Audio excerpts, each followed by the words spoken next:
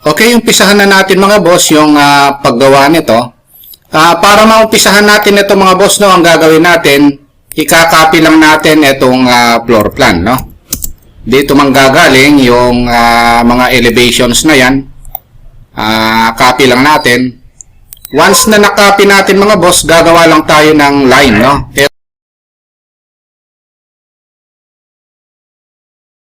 Ang gagawin natin, tapos step by step nating ipoproject yan. Ang gagamitin natin command mga boss, XLO, yung tinatawag na construction line, no? Then enter, na discuss naman natin yan. Yung vertical ang gagamitin natin, no? So lalapit tayo rito. Halimbawa, unahin natin yung firewall, no? O click lang natin. Click. Yun yan. Pagkatapos ititrim lang natin itong baba. So, ito yung firewall, no? Gawin ko lang layer na wall, no? Ngayon, ang susunod na gagawin natin mga boss, para step by step na hindi tayo malito, ito namang roof, no? Itong roof, ang gagawin natin, kukunin natin yung layer na roof. Kung may layer na kayo mga boss, no? Kunin nyo lang dito, na-discuss ko naman yung layering, no? Kung ano yung gagawin nyo, iset nyo na yung current layer niya, no? Halimbawa, itong roof yung gagawin natin, o iset na natin yung roof dito, no? Sa layer. Pagkatapos, lalapitan natin, XL uli, construction line, vertical, o lalapitan natin, ito yon, ito, po-project natin, ito, o ito na yon, no? Ngayon na ititrim natin yung baba. Ngayon titingnan natin ano ba yung taas ng roof, no? O ito, magmula rito, meron siyang 3 meters, no? From ground to yung bottom ng roof. Offset lang natin. Ang i-offset natin, 3 meters, ito. Ayan, na. Pagkatapos yung thickness ng gutter. Ang thickness ng gutter is 0.3. Offset lang natin. Tapos, ito naman, apex, no? 2.4. Offset, 2.4. Tapos, from apex hanggang dun sa top ng firewall, 0.5. Offset uli, 0.5. Magmula rito hanggang dun, no? So, ngayon, ang gagawin natin, o ititrim na muna natin itong nandito sa firewall, na para hindi tayo malito, no? Ito. Ayun, no? So, yung mga nasa loob, trim na rin natin, no? Para hindi sagabal ito. Actually, wala dapat yan, no?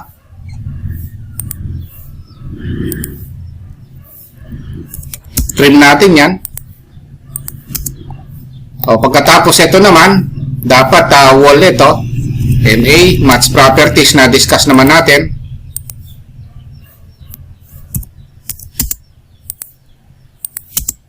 Ngayon, ituloy natin itong nandito sa roof. O ititrim natin ito, yung mga nasa ilalim na ito. Trim. Tapos, ito, ititrim rin natin ito. Ayan, na. Ngayon, ang gagawin natin, ito yan, no? Kukonect natin dito, doon sa end ng roof na yan, na? Ito yon. O, tapos, trimming na lang, no?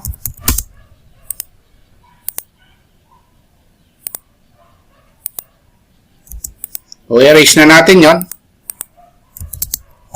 O, tapos sa match properties, na-discuss naman natin yung match properties. Ayun, no? Tapos i-copy natin ito. Mula rito papunta ron, no? Para meron sa kabila, mirror na lang natin, no?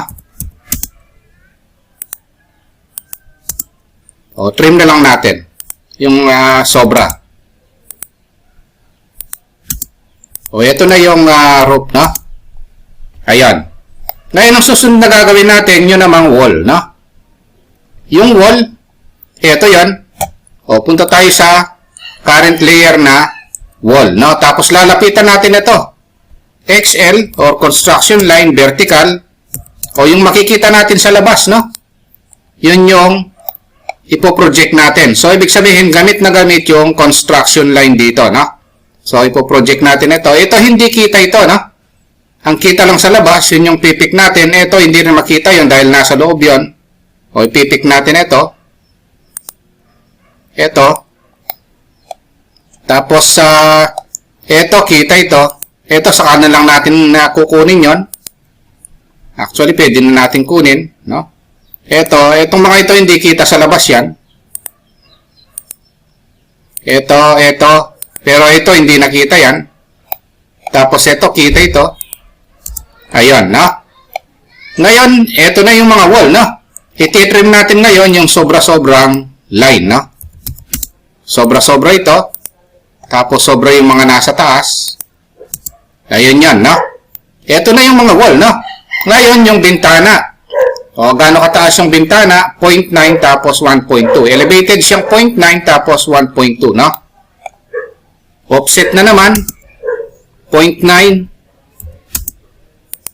Ayun, no? Tapos 1.2. Ayun, no? So, eto yun, no? Yung bintana na yan, no? Ayun, no? Tapos, trim na lang muna natin. So, ito yung bintana. Actually, trim dapat din ito.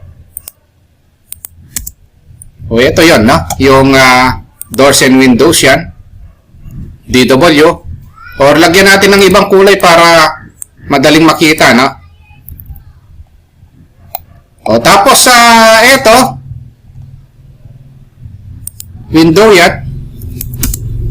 Titrim lang natin. Na-discuss naman natin yung trimming, no?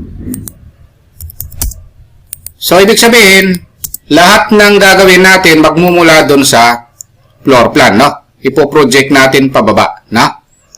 Ngayon, subukan natin gawin itong poste, no? Yung column, kunin natin. Ang kulay yellow, no? By layer. Construction line na naman, no? Vertical. Dito galing yan, no? Ito yung poste. Tapos trim na natin. Ito yung ititrim, pati ito. Ito, yung mga nasa baba na yun, trim na rin natin. Mauna yung poste kaysa dun sa line na ito. O, gawin na rin natin yung biga, no? So, match properties muna natin. Yung biga, offset natin, 0.3 yan. Ayun, match properties tayo. Kaya importante yung mga dating command natin mga boss. I-review natin, no? Fillet, radius, 0.3 rin. Ayun, no?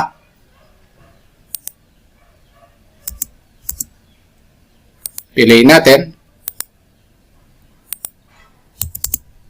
O, tapos, ito, yung mga line na yun, nasa loob, mas una yung biga, no? Kaya ititrim natin yung mga nasa loob. Ayan. So, ayan, ganun lang mga boss, ha? Ituloy natin paano yung pinto, no? So, ito yung pinto. Ka-level yan ng bintana, no? Maglaline lang tayo rito. Trim. Tapos, ibahin natin yung kulay. O, kung meron kayong layer mga boss, ha? Tingnan nyo lang dito. Kung ano yung layer, dagdagan nyo lang, no? Halimbawa, magdagdag ako ng layer, na-discuss ko naman yan. TW, isama na lang natin yung doors at saka windows, no? O, tapos, kulayan na lang natin ganito. Tapos, set natin dun sa DW. Na-discuss naman natin yan, rectangle.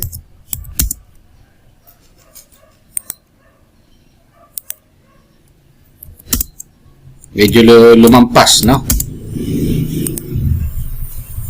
O, tapos offset na lang tayo. Halimbawa, 0.1. Dito sa design na ito mga boss, kayo nang bahala kung anong design ang gusto nyo, no? Sample lang naman ito.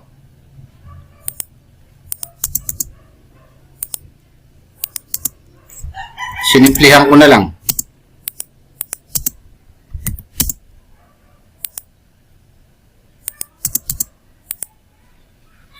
Para magmukha lang pinto, na?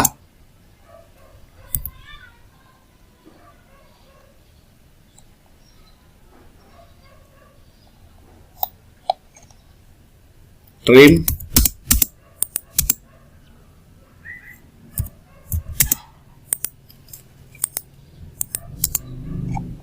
So, kunwari, gawa natin ng doorknob, kahit pa, lagyan lang natin.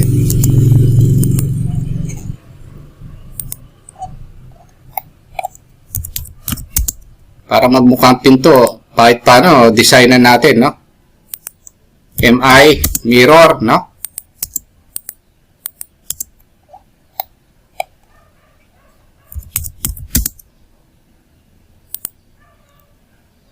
Pag nagawa naman yung isa, mirror na lang mga boss, ha? Pag mga simple design na ito. Pero kung ano yung design na nakikita nyo doon sa pinagagawa, yun yung gagawin nyo. Ito, sample ko lang naman ito, no?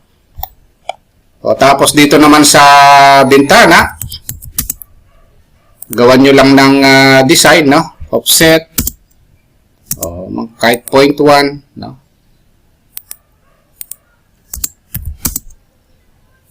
Tapos kung gusto nyong i-hatch mga boss, meron namang hatch, no? Na-discuss ko naman yung pag-hatch. Dito naman sa rope, o subukan natin gawin yung ridge rolls, no? Offset lang tayo ng 0.1. Tapos trim na lang.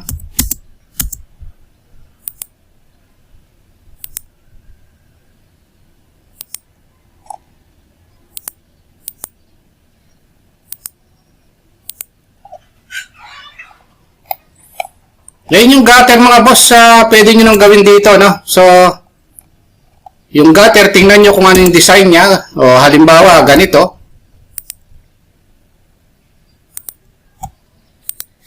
Kulay white ko na lang ito.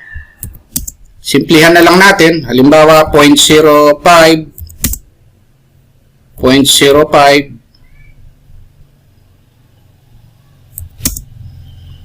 0.05. 0.1. 0.05. 0.05. Ito, sample ko lang ito, no? Tapos, i-arc na lang natin.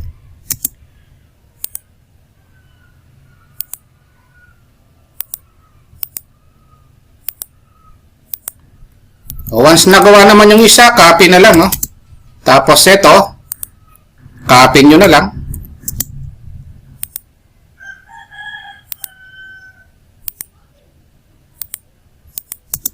MA.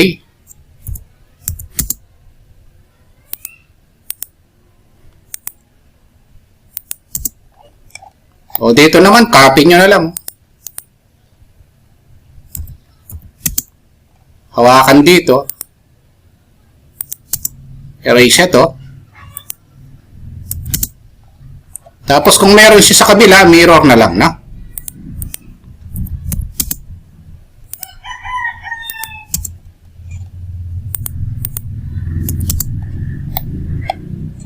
Tapos extend, no?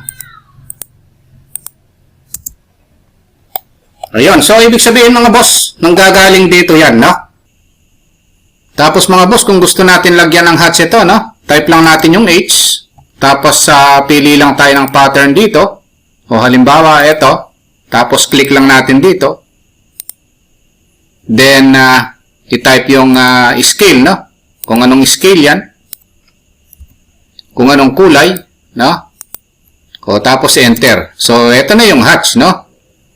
Ngayon, pwede nyo rin lagyan dito kung gusto nyo pa. H lang uli. Pattern. O halimbawa, brick, no? Click. Scale. O halimbawa, 0.5.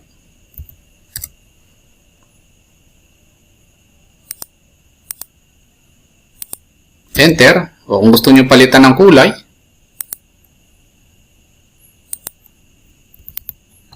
Basta yung gusto nyong i-hatch dito, i-hatch nyo lang, no? Na-discuss ko naman yung mga hatch. Tapos, lagyan nyo na lang ng dimension, no? Halimbawa, gusto nating lagyan ng dimension. Ito yung paglagay. Na-discuss ko naman yung dimensioning, no? Tapos, annotate, continue. Review nyo na lang yung dimensioning natin, no? Na-discuss naman natin yon. Tapos, may mga text yan, no? So, kung meron na kayong text doon sa floor plan, copy nyo na lang.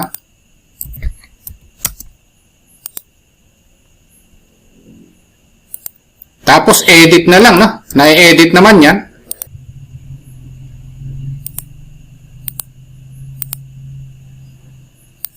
Okay, kung may kulang man ito, ituloy nyo na lang mga boss, no? At least binigyan ko kayo ng idea, no? Kung paano gawin naman yung left elevation. Ang gagawin natin mga boss, ikakopy lang natin yung floor plan. Pagkatapos, etong line na ito, i-copy na rin natin. Ito kasi yung ground line. Ito, front ito yung gagawin natin, itong left, no? So, ibig sabihin, i-rotate natin ito, no? Click tayo rito. Tapos, i-type natin 90 degrees. So, ito yung portion na yan ang gagawin natin, no? Kung ano yung side na gagawin natin, yun ang nakaharap dapat dito, no? Kung kinakailangang i-rotate natin para magawa ito, no? So, ang gagawin natin ngayon, gagawin na natin, parang ang ginawa natin dito sa front elevation, gagamitin natin yung construction line or XL, no? Tapos, vertical option. So, ito yon. Unahin muna natin itong firewall, no? Ito yon, yung lapad niya. Pagkatapos yun namang taas ng firewall, ito yon, magagamit na natin itong front elevation, no? Gagawin na natin guide ito, XL, horizontal this time, no? Ito yan. O, tapos iti-trim na natin itong mga sobra, no? Trim. TR, no? Yan yung shortcut command ng trim. O, ito na yun, no? Ayan yung firewall. Ngayon, ang susunod na gagawin natin ngayon mga boss, ito na mga roof, no? Iisa-isahin natin para hindi tayo marito. Kasi yung iba ginagawa, binibiglang lahat ng line nandito, no? So, tayo, para hindi malito, one by one, no? Portion by portion. Current layer tayo sa roof. Tapos, construction line or XL ulit. Vertical. Ito yung kiklik natin. Ito, makikita sa baba ito. Ito, makikita rin ito. Itong line na ito, makikita ito mga boss, no? Kailangan siguraduhin natin na naka-endpoint dito, no? So, ito yon. Yung height naman ng roof mga boss, ito. Construction line. This time naman, H for horizontal. So, magagamit na natin ngayon itong front elevation, no? Para magawa yung left side elevation. So, ito yung height ng roof. Ayan. So, pwede na nating putulin itong portion na ito. Trim. O, puputulin natin ito. Ito yung end ng roof, eh. Puputulin natin yung mga line na hindi natin kailangan. Sinelect lang natin. Ito. Ito. Ayan na. Ito. Itong line na ito. Ito yun, no? Kailangan i-analyze natin, no? So, baguhin ko lang yung kulay. Line. Ito yun, no? Ayan. So, ibig sabihin, putulin na natin ito. Putulin na natin yon. Ito namang portion na ito, imi-mirror na natin, no? Parehas lang nito. MI or mirror. Ayun yan, na. Maglaline tayo.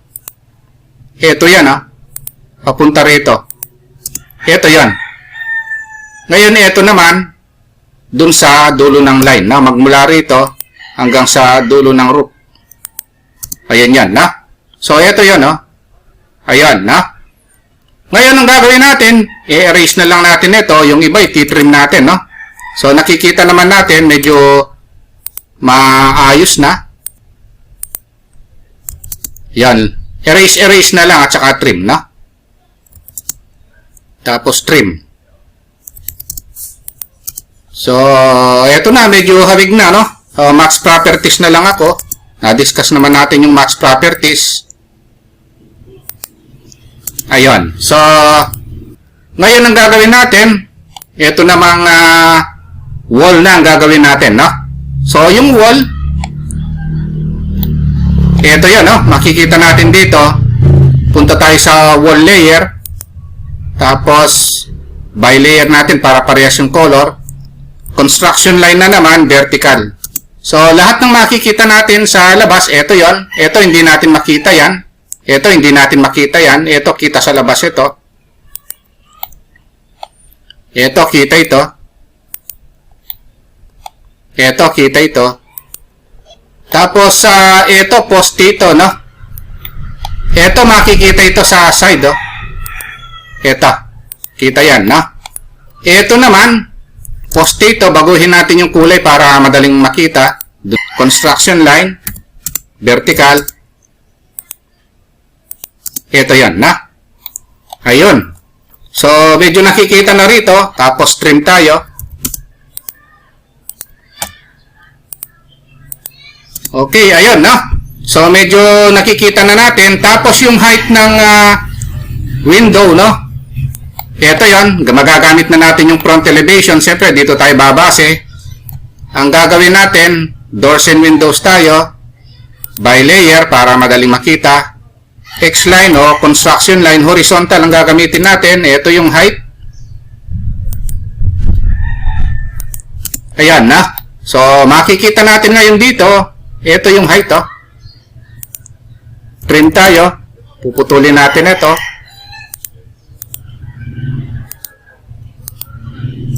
Ayan, no? So, ito, alisin natin. Offset tayo ng 0.5 dito, no? Kasi 0.5 lang yung height ng window 4 na ito sa CR, no? Tapos, trim tayo. O, ito mga boss, oh, hawig na, oh. Ayan yung gagawin natin pagka gagawin yung left elevation, no? So, i-rotate lang natin itong floor plan kasi left ang gagawin natin, tapos ipo-project natin dito, na? Ayan. Pagkatapos, 1 by 1 gagawin natin, na? So, etong posting ito, merong bigayan, no? Offset tayo ng 0.3. O, max properties tayo. Delay tayo, radius 0.3. Ayan, na? Trim tayo ngayon. Ayan, na? So, ngayon, medyo ayusin na lang natin. MA, max properties. Ito palang roof natin, no? Merong 0.1 yan na ridge rolls, no? Ayusin lang natin. Offset tayo ng 0.1.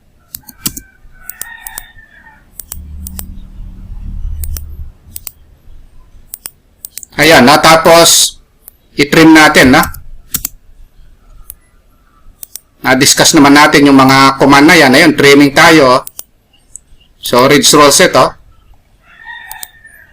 Ayan yung technique ko mga boss, no? Para magawa yung left side elevation, no? Ngayon yung gutter. Kung meron namang gutter na dito sa front, pwede na nating i-copy yan. Para mabilis. Copy. Hawakan dito. Tapos, ilagay dito.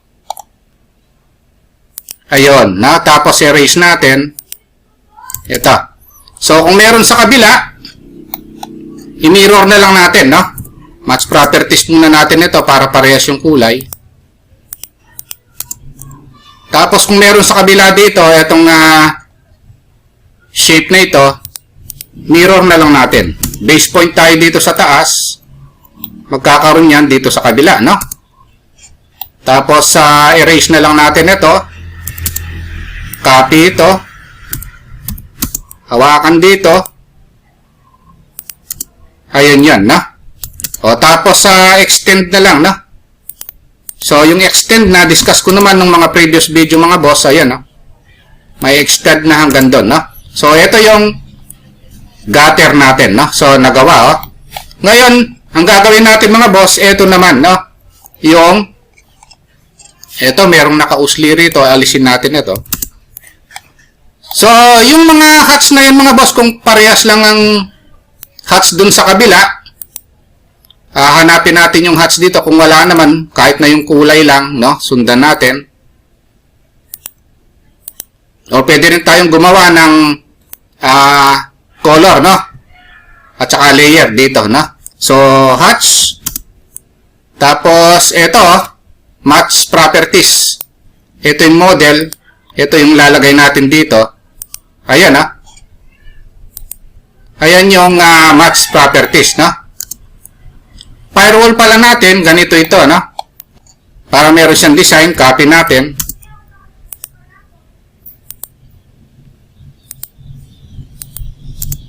Hawakan dito. Tapos sa extend. Tapos sa trim.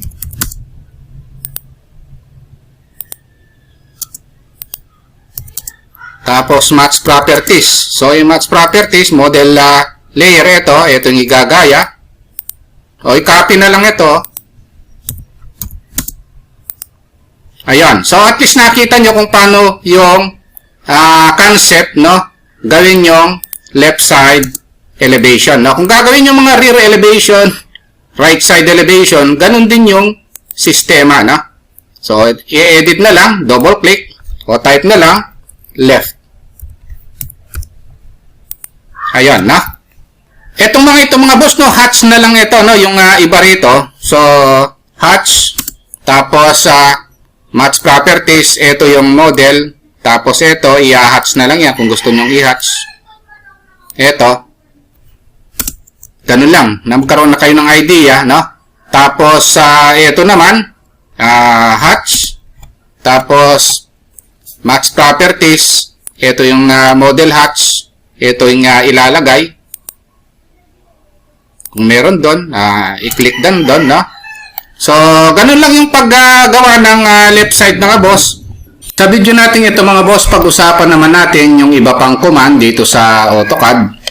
Itong tinatawag na hide objects, text mask, at saka yung copy na merong option na array. Ang una natin gagawin mga boss, no, ito muna ang hide object. Halimbawa, gusto nating i-hide itong mga supang ito. Meron tayong command na hide objects. Ito yon, no? Tapos, ise-select lang natin yung i-hide natin, no? Halimbawa, itong sopa. Tapos, halimbawa, itong bed na ito, then enter. Ayun, nawala siya. Hindi siya na-delete mga boss. Nakatago lang yan, no? Pero anytime pwede naman nating i-unhide yan, no? Maski sabihin nating wala siya, pwede naman nating i-unhide kung gusto natin.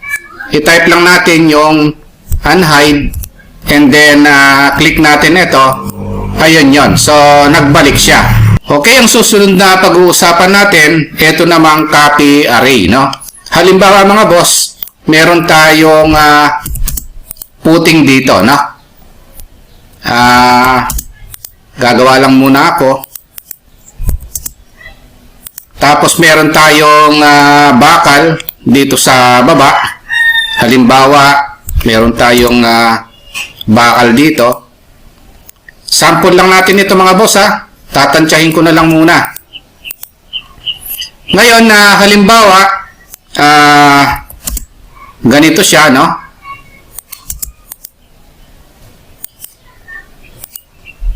Tapos i-mirror ko lang.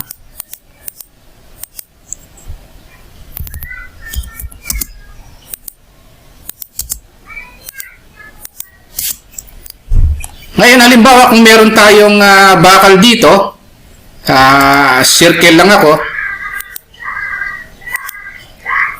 Palitan ko lang ng kulay. O para malinaw, gawin ko na lang ng green.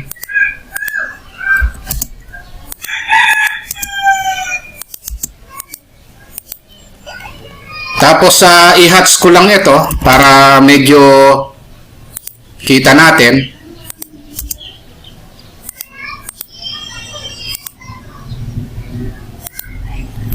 Ngayon, halimbawa, meron tayong 10 bakal na ilalagay dito. Gusto nating ipit dito. Meron tayong command na copy. O, iselect lang natin yung object muna. Ito yon, no? Tapos type natin copy. Tapos magbe-base point tayo rito. Halimbawa, dito sa quadrant na ito. Tapos kung napansin nyo mga boss, meron siyang option na array. Ito, pindutin lang natin yung array. Tapos number of items. Ang gagawin natin, i-type lang natin kung ilang piraso yon, no? Halimbawa, 12 pieces, no? Enter. So ngayon, kung titingnan nyo sa baba, sa command line, meron siyang fit option, no? O click lang natin yung fit na yon, ipipit lang natin dito. Ayan, no? Kailangan na perpendicular yan para fit yan, no? Pare-parehas yung distance niya, center to center, no? 12 piraso ito. 1, 2, 3, 4, 5, 6, 7, 8, 9, 10, 11, 12. Ayun, no? Parehas na parehas yung distance niyan. Ayan yung copy na may option na array, no? Ang susunod na pag-uusapan natin command, no? Dito sa AutoCAD, ito na mga text mask command, no?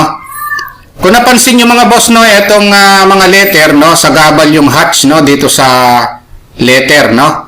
Kung gusto nating hindi maging sagabal yan, meron tayong command, no? Ito yon, text mask. Itatype lang natin yan, text mask. Ito yon. Tapos ise-select lang natin yung mga letter na ayaw nating magkaroon ng sagabal na hatch, no? Pag in-enter natin yan at nag-red gen tayo, kung napansin yung mga boss na wala yung hatch sa gilid, oh, hindi na naging sagabal, no? Nababasa na ng husto yung mga letter. Ayan yung text mask command, no?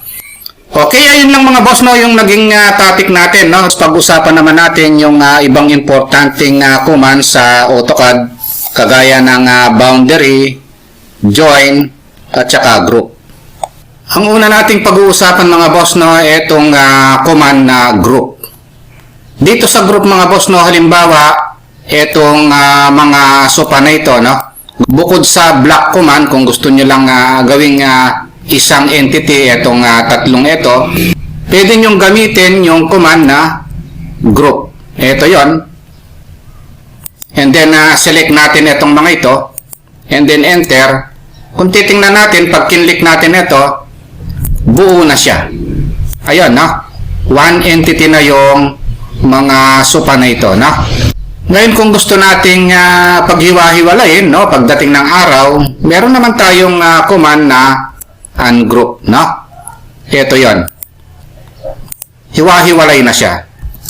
Ayun yon, no? So, importante itong command mga boss na ito kasi minsan gusto nating maging one entity yung isang object para hindi mawala o minsan na accidentally na i-erase yung iba, no? Ngayon, ang susunod na pag-uusapan natin mga boss, ito namang command na join, no? So, halimbawa, meron tayong line dito. Gusto nating maging dugtong-dugtong itong line na ito. Gusto nating maging one entity. Meron tayong command na J. Itong shortcut command kasi ng join, J ito, no? Tapos select lang natin ito. Enter, and then click lang natin, buo na siya, no? Ayan yung join command, no? Ngayon, kung gusto naman nating magkahiwa-hiwalayan, pwede nyong i-explode. Ayun, hiwa-hiwalay na uli siya. Ayan yung join command, no? So, J, enter. O, kung gustong maging one entity, join command, no? Ngayon, ang susunod na pag-uusapan naman natin, ito namang tinatawag na boundary, no? Itong boundary mga boss, importanteng command din ito, lalo na kung mag-estimate kayo ng isang area, no? Halimbawa, meron tayong isang complicated na object dito, no? O complicated na area. Kung i-estimate natin itong area ito, mahihirapan tayo, no? Para ma-estimate natin ito, kailangan gumawa tayo ng boundary, no, para mabilis, no? So, BO, ito yung boundary.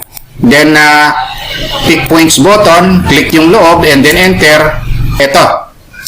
So, kung titingnan natin mga boss, ayun, no? Meron na siyang boundary. So, buo na siya. Ayun, no? Ngayon, kung gusto natin i-estimate yung area niyan, simple na lang, no? Ililist na lang natin, no? Select ito. Kung titingnan natin, no, yung area, lalabas na rito ito, 20.88 square meter. Ayan, na kung meter yung unit natin, no?